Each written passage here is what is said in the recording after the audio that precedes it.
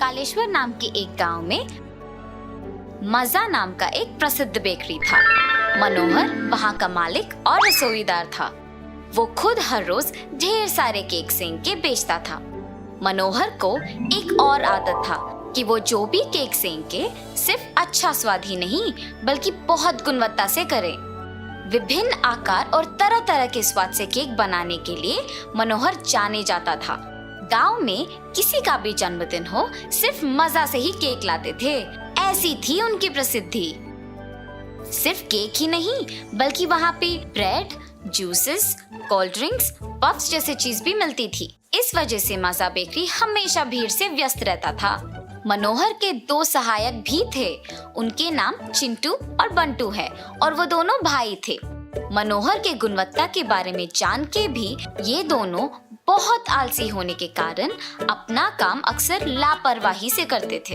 ये बात जानकर मनोहर जब भी चिंटू और बंटू को लापरवाही और आलस से काम करते देखता था तो उनको सही तरह से काम करना सिखाता था। पर चिंटू और बंटू सुधरते नहीं थे और उसी लापरवाही से काम ठीक से नहीं करते थे।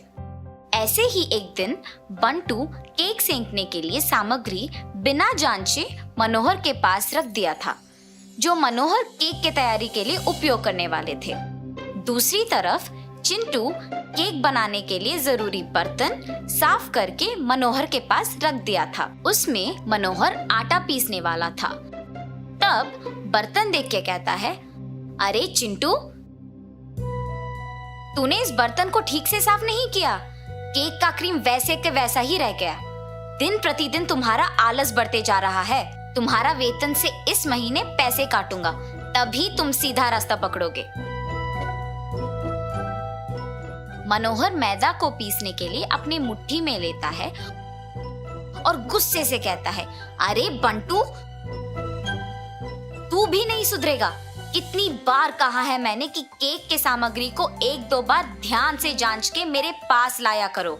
तुम दोनों को इन 3 सालों में मैंने कुछ 1000 बार कहा है कि स्वच्छता और गुणवत्ता के बिना कोई काम मत करो। अब कोई फायदा नहीं है। तुम दोनों को इस महीना मैं वेतन ही नहीं दूंगा, तब समझ में आएगा तुम दोनों को। कहकर मनोहर चला गया और चिंटू और बंटू को मनोहर पे गुस्सा बहुत आया था। अब आगे से मैं इनके यहाँ काम नहीं करूंगा। मैं भी। देखते हैं हमारे बिना ये महाराज बेकरी कैसे चलाएंगे। परंतु अगर हमने यहाँ नौकरी छोड़ दिया तो फिर हम कैसे जिएंगे? हम दोनों को केक सेंकना आता है और बन भी बनाना आता है। अपने माता पिता के पैसे और सहायता से एक और बेकरी को शुरू करते हैं, चलो। ऐसे तय करके दोनों भाई निकल पड़ते हैं। मनोहर के मजा बेकरी के ही गली में अपना नया बेकरी निर्मित करते हैं।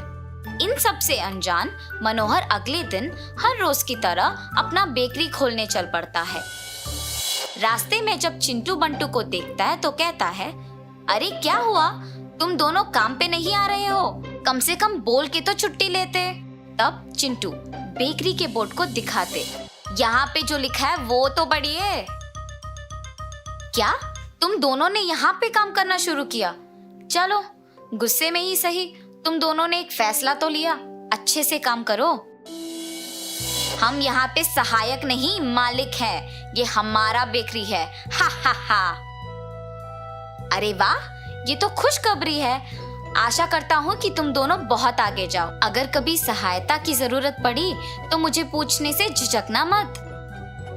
कहीं ऐसे दिन ना आए कि आपको हमारी सहायता की जरूरत पड़े।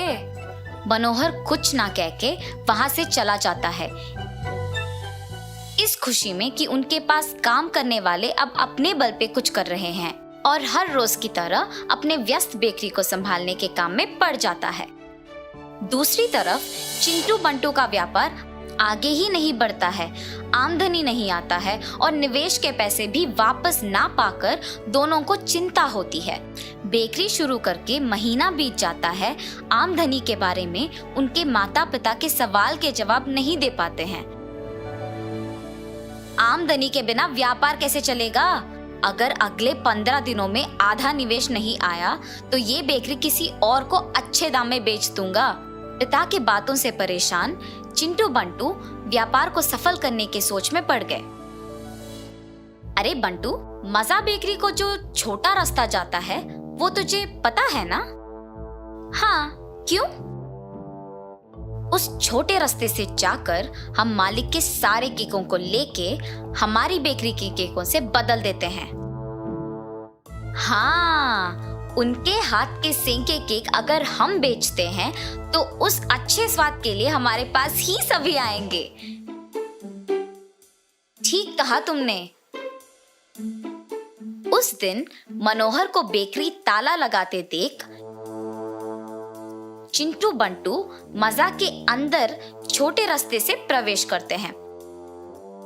वहां के सारे केकों को बक्सों में डाल के और अपने फीके केकों को उनके जगह में बदल के वहां से निकल पड़ते हैं। अगले दिन जब मनोहर हमेशा की तरह अपने केक को बक्सों में वितरण करने के लिए सब कुछ तैयार कर रहा होता है, तब अचानक से देखता है कि उसके सूची में लिखे 6 तरह के केक नहीं हैं और हैरान हो जाता है। अरे, मैंने तो कल रात को ही सब कुछ तैयार करके रख दिया था, तो फिर आज क्यों नहीं कुछ दिख रहा है? वितरण के लिए ज्यादा समय भी नहीं है, अब क्या करूं? ऐसे सोचते ही उसने फिर दूसरी बार सूची पे लिखे सारे केक बनाने लगा, पर उतने में सारे खरीदने वाले बेकरी पे आके इंतजार कर करके थक जाते हैं और समय नहीं होने पर चिंटू बंटू के बेकरी को चले जाते हैं। चिंटू बंटू के बेकरी पर वही आकार के केक्स देखकर सारे वही पे केक खरीदते हैं। मनोहर के बेकरी के उसी गली में चिंटू बंटू के बेकरी को भीड़ आते देख मनोहर उनके बेकरी को जाता है। वहां पे उसके यहाँ लापता केकों के दिखने पर कहता है, तुम दोनों को आलस और लापरवाही के साथ साथ चोरी की भी आदत लग गई है। क्या बात कर रहे हो आप? हमने ये केक खुद सेंके हैं। मैंने ये कब पूछा कि तुमने क्या ये केक अपने हाथों से बनाया है? इसी बात पे पता चल रहा है कि तुमने मेरे केकों की चोरी की है। नहीं, ये सब हमने खुद ब खुद अपने हाथों से बनाया है। अच्छा, ठीक है, तो फिर यही बात गांव के बड़ों के सामने साबित करो। चलो। ऐसे कहकर गांव के बड़ों को मनोहर सब कुछ कह देता है। सब सुन के गांव के मुखिया कहते हैं, इस मुसीबत का एक ही हल है, तुम तीनों मेरे ही सामने 3 अलग अलग केक सेंकोगे। उसके बाद मैं स्वयं उनका स्वाद करूंगा और फैसला करूंगा कि कौन सही है और कौन गलत। ऐसे कहकर गांव के मुखिया केक के लिए जरूरी सामग्री की तैयारी करवाते हैं और तीनों अपने अपने केक की तैयारी शुरू करते हैं। मनोहर अपने केक करने के तरीके से सबको आकर्षित कर चुका था और बहुत तेजी से केक की तैयारी को समाप्त कर चुका था। तीनों के केक की तैयारी के बाद गांव के मुखिया तीनों केक के स्वाद देख के और फिर चिंटू बंटू के बेकरी के केक को भी स्वाद करते हैं। केक को मनोहर ने सेंका है। अगर उसके केक तुम्हारे बेकरी में है तो उसका एक ही मतलब है, तुम दोनों ने उनके बेकरी में घुस के चोरी किया है और सबको धोखा दिया है। तुम्हें इसकी सजा अब भुगतनी ही पड़ेगी। ऐसे कहकर चिंटू बंटू को गांव से हमेशा के लिए भेज दिया गया था। इस कहानी का नैतिक है, मेहनत करोगे तो जिंदगी में कुछ भी हासिल कर पाओगे, आलसी बन जाओगे तो सबके सामने मजाक बन जाओगे। Ice cream, ice cream. एक गांव में हितेंद्र नामक एक आइसक्रीम वाला रहता था। वो रोज गांव में आइसक्रीम बेचता था।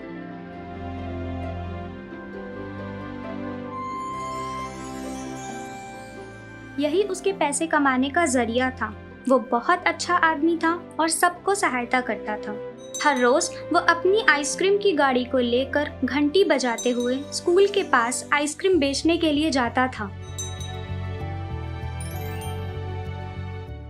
आइसक्रीम, आइसक्रीम, आइसक्रीम, आइसक्रीम, रंग बिरंगी आइसक्रीम, आइसक्रीम।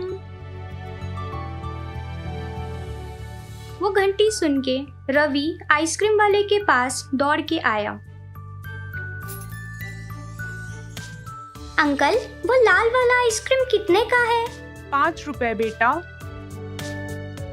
ठीक है, तो वो हरा वाला आइसक्रीम कितने का है? वो भी 5 रुपए का है। बेटा तुमको कौन सा चाहिए? अरे, मेरे पास तो 1 ही रुपए है, मैं कैसे खाऊंगा? ठीक है बेटा, तुम चिंता मत करो, अभी के लिए 1 रुपए दे दो, तुम्हारे मनपसंद रंग का आइसक्रीम ले लो और बाकी के 4 रुपए तुम मुझे कल दे देना।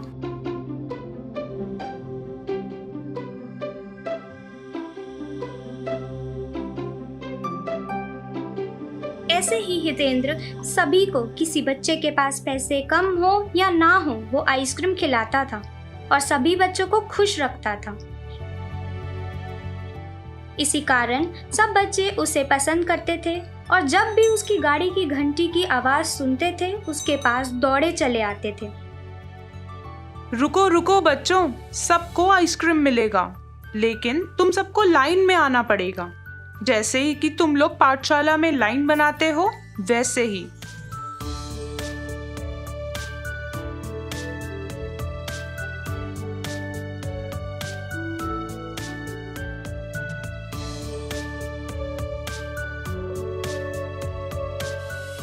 अरे भाई हितेंद्र, पैसे हो या ना हो, तुम सभी को आइसक्रीम खिलाते हो, इसमें तुम्हारा क्या फायदा होता है? ऐसे नहीं वीरेंद्र भाई, बच्चे जब आइसक्रीम खा के खुश होते हैं तो उनकी खुशी देख के मुझे भी बहुत खुशी होती है। मेरे लिए वही बस है वीरेंद्र भाई। ऐसे ही एक दिन स्कूल के पास आइसक्रीम बेचकर चले जाने के लिए तैयार हुआ। वो जब जा रहा था, एक बच्चा उसके पीछे पीछे आ रहा था, परंतु हितेंद्र को उसके बारे में कुछ भी पता नहीं था। कुछ समय बाद हितेंद्र घर पहुंचकर अपनी कुर्सी पर बैठा था, तभी उसे एक बच्चे की रोने की आवाज सुनाई दी। ये रोने की आवाज कहाँ से आ रही है? वो पूरे घर में ढूंढ लिया, लेकिन उसको कुछ भी नहीं दिखा, परंतु उसको रोने की आवाज सुनाई दे रही थी। लगता है यह आवाज बाहर से आ रही है। ऐसा सोच के वो बाहर आ रहा था तो देखा कि एक बच्चा उसकी गाड़ी के पास बैठ के रो रहा है। अरे बेटा, तुम क्यों रो रहे हो और तुम यहाँ कैसे आए? मुझे मेरी माँ की बहुत याद आ रही है। इस समय मुझे मेरी माँ खाना खिलाती है। मुझे अपनी माँ के पास जाना है, मुझे बहुत भूख लग रही है। ये सुन के हितेंद्र उस बच्चे को घर में लेके खाना खिलाता है। तुम यहाँ कैसे आ गए बेटा? तुम्हारे माँ पिताजी किधर हैं? आप हर रोज हमारे स्कूल के पास आइसक्रीम बेचने के लिए आते हैं ना? आपके जाने के समय आपके पीछे पीछे आ गया। बेटा, तुम घर क्यों नहीं गए? मेरे पीछे पीछे क्यों आ गए? मैंने अपने पापा को बॉल खरीदने के लिए पूछा था, परंतु उन्होंने नहीं खरीदा। इसकी वजह से मुझे गुस्सा आ गया और आपको देखा तो मैं आपके पीछे पीछे आ गया। बेटा, बॉल नहीं खरीदी तो गुस्से से चले आए, ये तो गलत बात है। तुम्हारे लिए तुम्हारे माँ पिताजी परेशान हो रहे होंगे। तुम कभी भी ऐसे नहीं करना ताकि तुम्हारे माँ पिताजी तुम्हारे लिए परेशान हो। अभी इधर ही सो जाओ, मैं कल सुबह तुम्हें तुम्हारे घर पे छोड़ दूंगा। नहीं, मुझे नहीं जाना, मुझे आपके पास ही रहना है अंकल जी। ऐसे नहीं बेटा, ऐसे नहीं बोलते। तुम्हारे लिए तुम्हारे मम्मी पापा बहुत दुखी हो रहे होंगे। निखिल को ऐसा बोल के वो उसे सुला देता है। अगली सुबह वो आइसक्रीम बेचने के लिए तैयार हो जाता है और उसके साथ निखिल को भी लेकर जाता है ताकि वो उसको उसके माँ पिताजी को दे सके। उधर निखिल के माँ और पिताजी उसको दोस्तों के घर और स्कूल के आसपास चारों तरफ ढूंढ रहे होते हैं। अंकल जी, मैंने कल निखिल को आइसक्रीम की गाड़ी के पीछे जाते देखा था। वो अभी तक घर नहीं आया क्या? नहीं बेटा, अभी तक तो नहीं आया। तुम्हारे पास आया होगा ये सोच के मैं यहाँ पे आया था। ये बोल के वे आइसक्रीम वाले को खोजने लगे। इसी समय वो आइसक्रीम वाला निखिल को अपने साथ लेते हुए आया। उसे देख के उसके माँ पिताजी उसके पास भाग के गए। अरे अरे, ये मेरा बेटा है, ये तुम्हारे पास कैसे आया? कल ये मेरे पीछे पीछे घर आ गया और मुझे पता भी नहीं था, इसीलिए मैं आज आपको वापस करने के लिए यहाँ पे वापस आया। निखिल बेटा, तुम्हारे मम्मी पापा के पास जाओ। नहीं, मैं नहीं जाऊंगा। आपने कल मेरे लिए बॉल नहीं खरीदा। फिर हितेंद्र पास में ही एक दुकान से बॉल खरीद के निखिल को देता है। निखिल बेटा, कभी भी किसी अनजान आदमी के पीछे नहीं जाना चाहिए। इसकी वजह से सारे परिवार वाले परेशान हो जाते हैं। तुम्हारे मम्मी पापा को ही देख लो, तुम्हारे लिए कितना परेशान है। अच्छा ठीक है, अभी ये बॉल लो और अपने मम्मी पापा के पास जाओ। फिर निखिल अपने पापा के पास जाके उन्हें गले लगाता है। I'm so sorry पापा, मुझसे गलती हो गई। मैं ऐसी गलती दोबारा नहीं करूँगा। निखिल के पापा आइसक्रीम वाले के पास जाके, मैं आपका शुक्रिया कैसे अदा करूं? आपको बहुत बहुत धन्यवाद मुझे मेरा बच्चा वापस देने के लिए। वो एक दूसरे को गले लगाते हैं।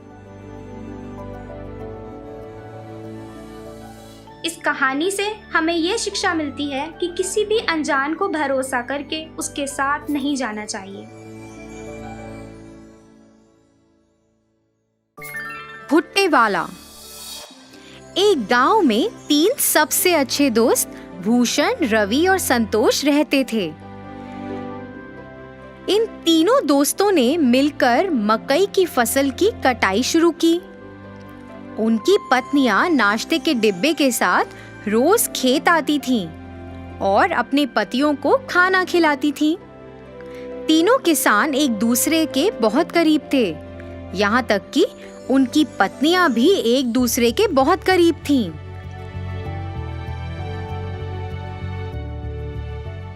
तीनों ने बहुत मेहनत की और बदले में उन्हें बहुत अच्छी फसल मिली। इसके साथ वे गांव के बाजार में मकई बेचने लगे।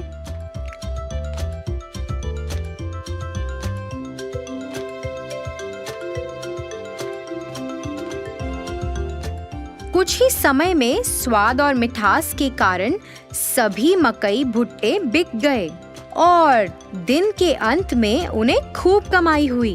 उन्हें जो भी मुनाफा मिलता था वह उस पैसे को अपनी पत्नियों को भविष्य में उपयोग के लिए दे देते थे। उन 3 दोस्तों के लिए फसल काटना, खेत में देखभाल करना। तीनों किसान अपनी दिनचर्या में व्यस्त हो गए।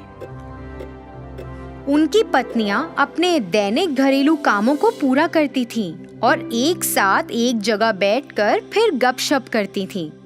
फिर एक दिन रवि और संतोष की पत्नी आपस में बैठकर बातें कर रहे थे। फिर भूषण की पत्नी अपने गले में एक बहुत लंबी सोने की माला पहनकर आश्चर्यजनक तरीके से उनके पास आई। अन्य 2 महिलाएं उस लंबी सोने की माला को देखकर आकर्षित हुईं और वो भी वैसी माला खरीदना चाहती थीं।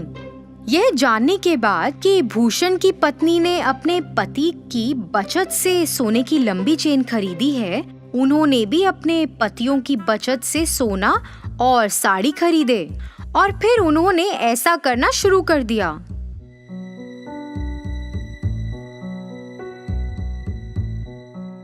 पतियों ने अपनी पत्नियों को सोने की माला और महंगी साड़ी पहने देखा और उनसे इसके बारे में पूछा। ऐसा बेफजूल खर्च पर पैसा बर्बाद करने के कारण वह सभी अपनी पत्नियों से नाराज थे और तीनों गुस्से में घर से निकल गए और सीधे खेत में आ गए। तीनों ने इस पर चर्चा की। वह उन्हें सबक सिखाना चाहते थे। उन्हें ऐसा लगा कि अगर वह अब सही निर्णय नहीं लेंगे तो भविष्य में नुकसान उठाना पड़ सकता है। इसलिए वे एक विचार लेकर आए जो इस मामले में उनकी मदद कर सकता था। इसे लागू करने के लिए सभी घर वापस गए। हमारे भविष्य के बारे में बिना सोचे तुमने हमारी बचत को बर्बाद कर दिया। इसके बदले में तुम्हें एक व्यवसाय या नौकरी करके अपने सोने और साड़ियों के मूल्य जितना पैसा कमाना पड़ेगा।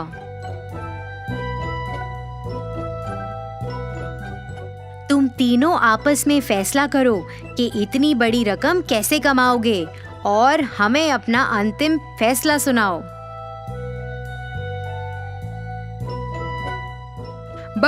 हमें बस ये बताएं कि आप तीनों कब शुरू करने जा रहे हैं। जल्दी निर्णय लो। आप महिलाओं के पास सिर्फ 30 दिन हैं।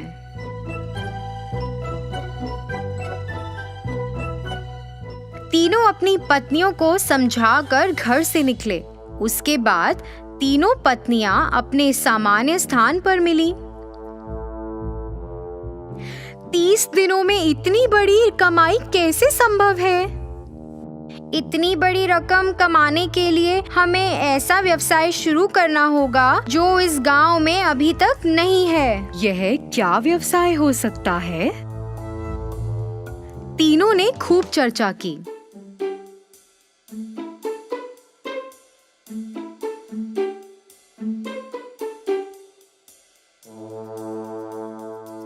अरे मेरे पास विचार है। हमारे पति से सभी भुट्टे खरीदते हैं। हम 3 प्रकार के भुट्टे बेच सकते हैं। एक कच्चे, फिर एक तले हुए और एक वो जिस पर नींबू, नमक और काली मिर्च का लेप हो। अन्य 2 महिलाएं भी भूषण की पत्नी से सहमत थी। वे तीनों अपने पतियों के पास गईं और अपने विचार के बारे में बताया। उनकी बात सुनकर तीनों किसानों ने सहमति जताई। उस दिन से उन तीनों ने बहुत मेहनत करना शुरू कर दिया, जैसा कि उन्होंने अपने पतियों से वादा किया था। उन्होंने अपनी दुकान के ठीक सामने एक बोर्ड लगाया जिस पर लिखा था कच्चा भुट्टा 15 रुपए, तला हुआ भुट्टा 20 रुपए और तला हुआ भुट्टा नमक, नींबू और काली मिर्च के साथ 25 रुपए। एक महिला ने भुट्टे का छिलका उतारा, दूसरी ने भुट्टे को भूना और तीसरी ने भुट्टे पर नींबू, नमक और काली मिर्च का लेप लगाया। बाद में उन्होंने उसे बेचकर पैसे कमाए। हालांकि यह महंगा था, पर फिर भी लोगों ने उसे खरीदना शुरू किया। 2 दिनों में ही काफी लोग भुट्टे लेने के लिए आए। उस मीठे रसीले भुट्टे के लिए लोग लंबी कतार में खड़े होकर इंतजार कर रहे थे। दिन के अंत में उन्होंने भुट्टे बेचकर 6000 रुपए कमाए।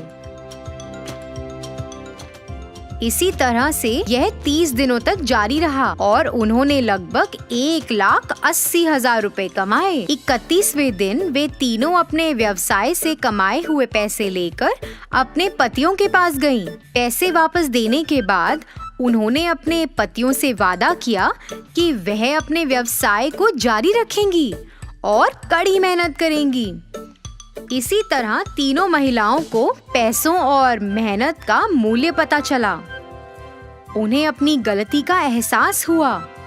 उन्होंने पहले की गई गलती को कभी नहीं दोहराया।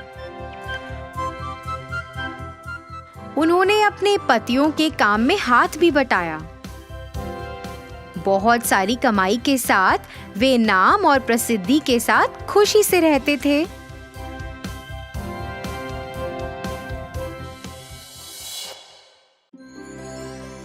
एक गांव में प्रेम जी तिवारी नाम का एक बहुत ही बढ़िया बावर्ची रहा करता था। वो जिस गांव में रहता था उसी गांव के एक ढाबे में वो खाना पकाता और जिंदगी गुजारता। प्रेम जी तिवारी के माँ बाप तो नहीं थे, पर एक बहन और एक भाई था। बहन की शादी करवाने के लिए और भाई को अच्छे से पढ़ाने के लिए वो बेचारा दिन रात कष्ट किया करता था। प्रेम जी के बनाए हुए सारे पकवान कई सालों से बच्चे, बूढ़े, गांव के बाकी सारे लोग बड़ा मजा लेके खाया करते थे। इसकी वजह से वो जिस ढाबे में काम करता था उस ढाबे का नाम अच्छा हुआ और कमाई भी बढ़ गई। एक दिन प्रेम जी के एक दोस्त ने प्रेम जी की बहन की शादी के लिए एक अच्छे से लड़के के बारे में बताया। ये सुनकर प्रेम जी ने सोचा ये शादी तो किसी भी तरह करवानी पड़ेगी, चाहे उधार लेना पड़े, पर बहन की शादी होनी चाहिए। इसलिए वो गांव के जमींदार के पास गया और सूद पर रुपए लेके उसने शादी करवा दी। अपनी बहन की शादी में प्रेम जी ने खुद अपने हाथों से बढ़िया खाना बनाया था। सारे अतिथिगण खाना खा के मुग्ध हो गए। अरे वाह प्रेम जी, तुम्हारे हाथों में तो जादू है भैया। खाना तो तुमने बढ़िया पकाया है भाई। उसी शादी में लड़कों की तरफ से रामलाल नाम का एक आदमी आया था। खाना खा के उसे बहुत पसंद आया तो उसने कहा, प्रेम जी भाई, लंदन में मेरा एक रेस्टोरेंट है, क्या तुम लंदन आके मेरे रेस्टोरेंट में कुक के काम करोगे? ये सुनकर प्रेम जी भाई को याद आया कि उसके भाई को पढ़ाना है, उसका कुछ उधारी भी है। इन सबको छोड़ के लंदन जाना उसके लिए नामुमकिन था, तो उसने इस मौके को जाने दिया। दिन गुजरने लगे, उधार का भार बढ़ने लगा और पूरी तनख्वाह तो ब्याज भरने में निकल जाती थी। भाई को पढ़ाने के पैसे कम पड़ने लगे, घर चलाने में भी दिक्कत होने लगा, तो प्रेम जी भाई इन बातों को लेके मन कचोट के रह जाते थे। इस तरह महीने बीतने लगे, पर प्रेम जी भाई का आमदनी नहीं बढ़ रहा था। फिर एक दिन प्रेम जी भाई उदास बैठ के उपाय के बारे में सोच रहे थे। उसे लंदन से आए हुए रामलाल के बातें याद आए। अरे उसने तो मुझे रेस्टोरेंट में काम करने का मौका दिया था, ये बात मैं कैसे भूल गया। ये सोचकर वो रामलाल से मिलने चला। अरे प्रेम जी, आप इस तरफ? आपने तो उस दिन कहा था ना कि लंदन में आपके रेस्टोरेंट में कुक की नौकरी मुझे देने को तैयार है। अभी भी क्या वो नौकरी मुझे देंगे?